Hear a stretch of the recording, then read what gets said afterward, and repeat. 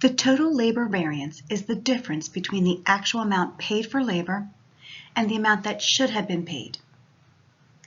Our actual hours are 30,500 and our actual rate is $10.10. Our standard hours are 30,000. If we produce 10,000 units and the standard requires 3 hours per unit, then we need 30,000 hours. The standard rate is $10. We have a total labor variance of $8,050, and it is unfavorable because our actual cost exceed our standard costs.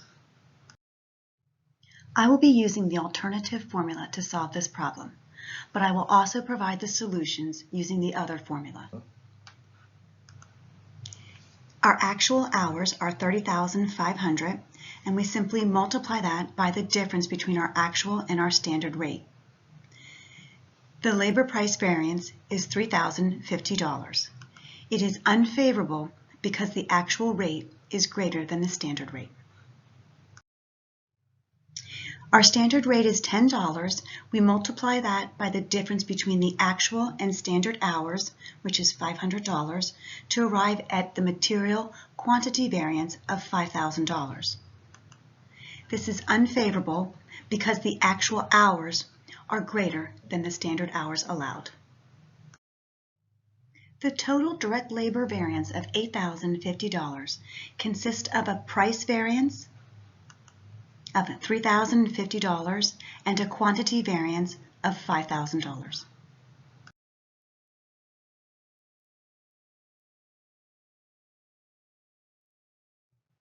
The total overhead variance is the difference between the actual overhead cost and the overhead cost applied based on the standard hours allowed for the amount of goods purchased. Our actual overhead is given, it's $263,000, and our standard hours are 52,000, and we multiply that by the predetermined overhead rate of $5 to arrive at a variance of $3,000, which is unfavorable. In this exercise, we are going to calculate both the materials and labor variances. This is the relevant data. Let's start with looking at the material variance. All right, let's calculate the total, the price, and the quantity variances for materials. All right, we know the actual quantity is 1,600. We know the actual price is $2.62. So we paid $4,192. We also know that the standard quantity is 1,500.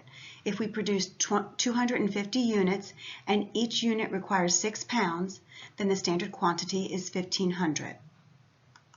The standard price is $2.50. Okay. Our standard cost is $3,750, resulting in an unfavorable variance of $442. Again, that is because our actual cost exceed our standard cost.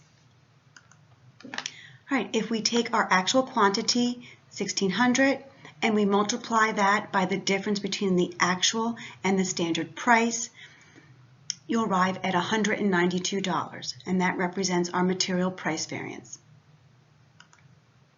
And that is unfavorable because the actual price is greater than the standard price. Let's take a look at the material quantity variance. We take our standard price of $250 and we multiply that by the difference in the actual quantity, which is 100, to arrive at a variance of $250.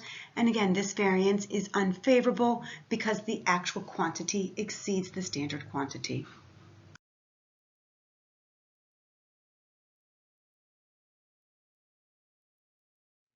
Let's calculate our labor variances. We know our actual hours are 760.